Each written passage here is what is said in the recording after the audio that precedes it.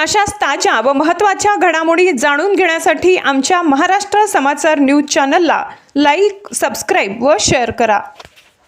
कन्नड तालुक्यातील चिंचोली लिंबाजी येथील सामाजिक कार्यकर्ते तातेराव भुजंग हे पंतप्रधान नरेंद्र मोदी यांनी राजीनामा द्यावा यासाठी बेमुदत उपोषणास बसले आहेत। उपोषणाचा दुसरा दिवस कन्नड तालुक्यातील चिंचोली लिंबाजी येथे सर्वसामान्यांच्या समस्या दूर करा, नाहीतर पंतप्रधानांची खुर्ची खाली करा अशा घोषणा देत कन्नड तालुक्यातील चिंचोली लिंबाजी येथील सामाजिक कार्यकर्ते तातेराव भुजंग यांनी बुधवार दिनांक 24 पासून बेमुदत उपोषण सुरू केले आहे। खंडोबा मंदिराच्या शेडमध्ये सकाळी 10 वाजेपासून हे उपोषण सुरू झाले। याविषयीच्या निवेदनानुसार पंतप्रधान नरेंद्र मोदी यांच्या कार्यकाळात महागाईने उच्चांक गाठला असून शेतीमालाला योग्य भाव मिळत नाही।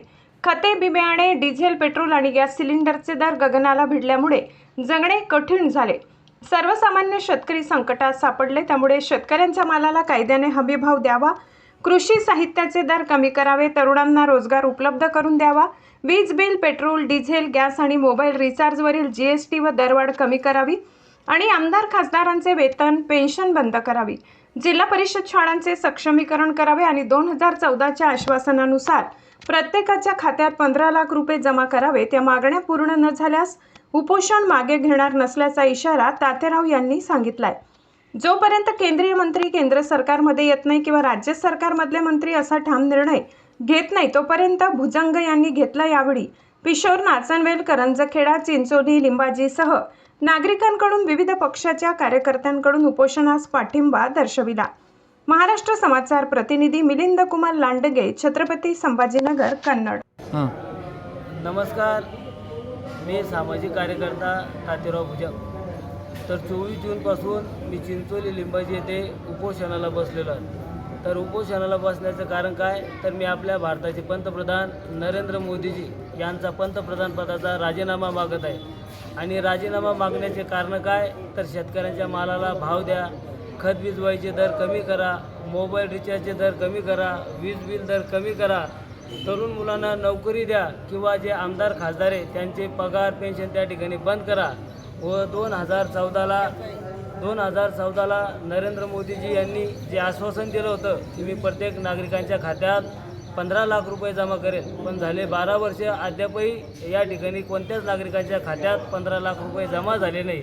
तर या ठिकाणी पुन्हा महागाईचा भडका इतका वाढलेला आहे, तर सर्व जे आम नागरिक आहे ते परेशान आहे। मग डिझेल पेट्रोलसाठी असो, गॅससाठी असो, असे अनेक महागाई, मग गोड तेलाची असो, किराणा मालाची असो, तर सर्वांचे महागाई या ठिकाणी वाढले असता, तर या महागाईच्या विरोधात मी उपोषणाला बसलो असता, तर अनेक महिलांनी मला, या टाकळी अंतुराच्या महिलांनी माझ्या उपोषणाला या ठिकाणी पाठिंबा दर्शवलेला आहे। की त्यांचं म्हणणं आहे की सरकार एकीकडे 1500 रुपये देत आहे, पण जो 1500 रुपयाचा मोबदला इतर सामान्याच्या माध्यमातून काढत आहे। गोड तेल वाढवलेलं आहे, शेंगदाणे वाढवलेले आहे, तर सर्व किराणा भाव हे शासन या ठिकाणी वाढवून घेत आहे। म्हणजे कुठेतरी एकाकडे देण्याचं काम आणि एकाकडे घेण्याचं काम शासन या ठिकाणी करत आहे।